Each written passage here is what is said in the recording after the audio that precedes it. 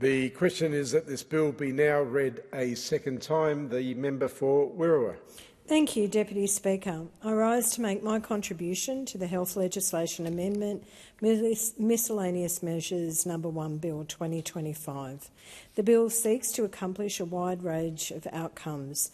It supports the automation of Medicare provider numbers, realigns the registration and claim processing system for private health insurance rebates, modernises the assignment of Medicare benefits for bulk billed and simplified billing.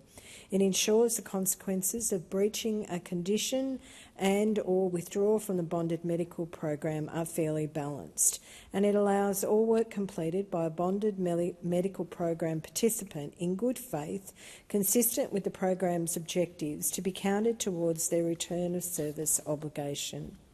This bill addresses several matters that will ensure better administration and delivery of key government systems and programs. Firstly, the bill supports Recommendation 2 of the independent review of the Australian regulatory settings relating to overseas healthcare practitioners to automate and streamline the issuance of Medicare provider numbers. It will amend the Health Insurance Act 1973 to establish the function of allocating Medicare numbers in the Health Insurance Act. It also establishes a power for the Chief Executive of Medicare to approve computer programs to issue Medicare provider numbers. The bill will validate Medicare provider numbers previously issued by automation and any that were declined. Medicare provider numbers are currently allocated by the Chief Executive Medicare as one of their functions under the Human Services Medicare Act 1973. Amendments made by the bill will enable the Chief Executive Medicare to approve the use of computer program to make appropriate non-discretionary decisions to allocate provider numbers. Any decision to review a provider number would not be made by the computer program, but will be reviewed by a human service officer working at Services Australia. This will validate Medicare provider numbers that were previously issued by computer programs operated by Services Australia or its predecessor, the Department of Human Services. The bill will also streamline the application processes for health practitioners, enabling them to receive a Medicare provider number more quickly and start providing health services sooner. The delegated legislation will map out the criteria that must be met in order for a Medicare provider number to be allocated by the use of a computer program to different classes of health professionals and any required transitional rules. Secondly, the Australian Government reimburses private health insurers for the portion of health insurance premiums that are reduced on behalf of the consumer for the private health insurance rebate under the Premiums Reduction Scheme. Rebate payments in excess of $7 billion per year are paid in this manner. Services Australia and the Department of Health, Disability and Ageing became aware that some elements of the registration and claims processing system for the scheme have been administered inconsistently with the requirements of the Private Health Insurance Act 2007 since its introduction. That's why this bill will amend the Private Health Insurance Act to support the operation of the registration and claims system. This will be done through the introduction of self-assessment model for claims by insurers for reimbursement of the rebate. The amendments will have a few effects. They streamline the registration requirement for individual participants to align with the current system requirements.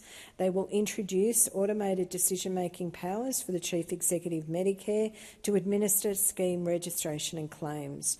It will ensure any overpayments can be recovered where there are unintended system or process defects. There are other amendments to support these changes, including requiring the insurer to correctly calculate their claim, provide supporting information or documents on request, and allowing the Chief Executive Medicare to approve forms for use under the program. These amendments will support the objective of the Premiums Reduction Scheme and ensure persons are validly registered as participants and the payment of the rebate to insurers are lawful. The rebate supports the affordability of private health insurance and access to private health care services for participants. The delegated legislation will allow the Minister to specify criteria that must be met for the Chief Executive Medicare to register a participant in the scheme and pay the claim. This is because the current system can only conduct a limited amount of checks. The criteria can be updated if the system is updated into the future and conduct wider ranges of checks. The Minister will also be able to change the period in which the Chief Executive Medicare is taken to refuse a registration if the proposed timeframe does not work as intended.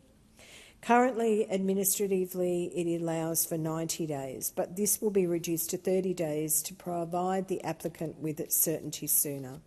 Additionally, the Minister will be allowed to include additional decisions in the Private Health Insurance Act that are considered appropriate to be undertaken using automated administrative action. This provides allowance for future system upgrades when it may be possible to automate other actions. Thirdly, the bill amends the Health Insurance Act to remedy identified legal issues and to delay commencement of changes introduced by the Health Insurance Legislation Amendment Assignment of Medicare Benefits Act 2024. Assignment of benefits is a long-standing requirement of the Health Insurance Act. It provides the basis for government paying Medicare benefits when the patient assigns their right to a Medicare benefit to a medical provider, private health insurer or approved billing agent. The government's assignment of Medicare benefits responds to the payment authority integrity risks by streamlining the assignment process for patients, medical providers, private health insurers and approved billing agents and enabling digital assignment options.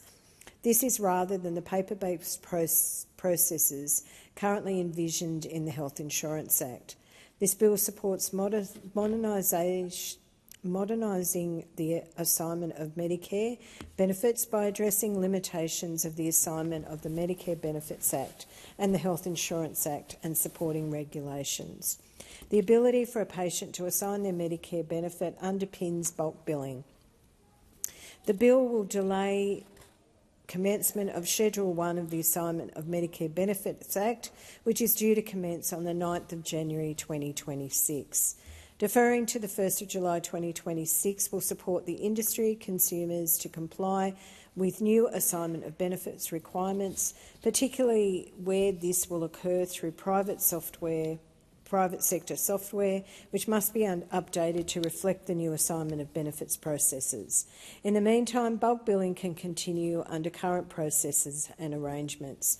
This will include additional incentives for bulk bill services, which start from the 1st of November this year, in line with the government's election commitment.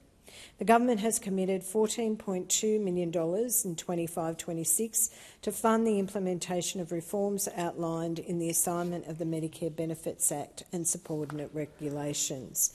This includes updates to Services Australia software systems, education and communication activities to ensure stakeholders are aware and prepared for the new digital assignment arrangements.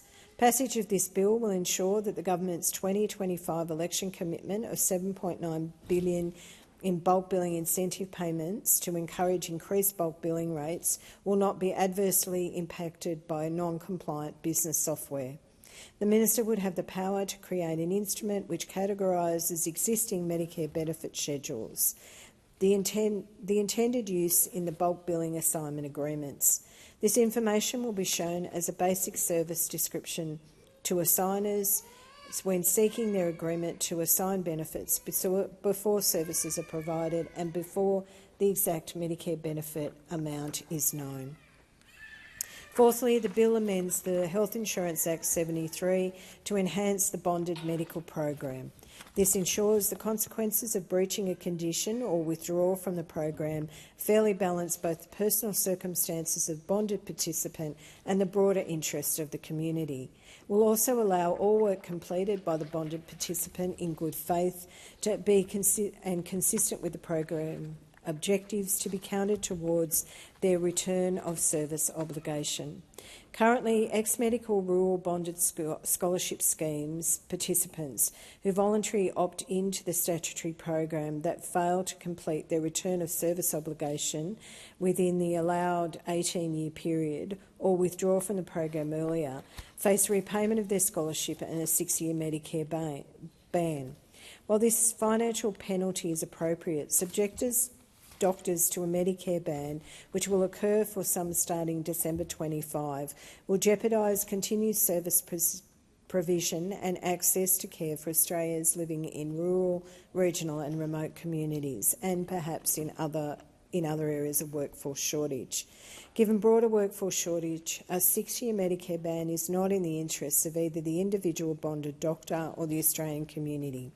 Removing the ban will also ensure that the consequences of breaching the return of service obligations are more consistent for all bonded doctors. Students can currently withdraw from the program without consequence up to the HECS census date in their second year of study. If the student withdraws after that date, they incur a debt to the Commonwealth equal to the full cost of the Commonwealth-supported place up to the date of withdrawal. This is in addition to their HECS or HELP liability. The proposed amendment will extend the existing grace period from the HECS census date to the second year of study to the award of a medical degree. The bill will provide the Minister for Health and Ageing with the capacity to make additional rules to recognise work completed by bonded participants as part of their return of service obligation, where this is consistent with the program objectives, including work completed prior to transitioning to the statutorily bonded medical program. Examples of work that cannot presently be recognised are work undertaken under legacy schemes that is or may become eligible under the program, as well as work undertaken in locations erroneously advised by the government as eligible. The Albanese Labor government continues to build and strengthen our healthcare sector. This legislation is an important step to protect healthcare and Medicare into the future. I commend the bill to the House.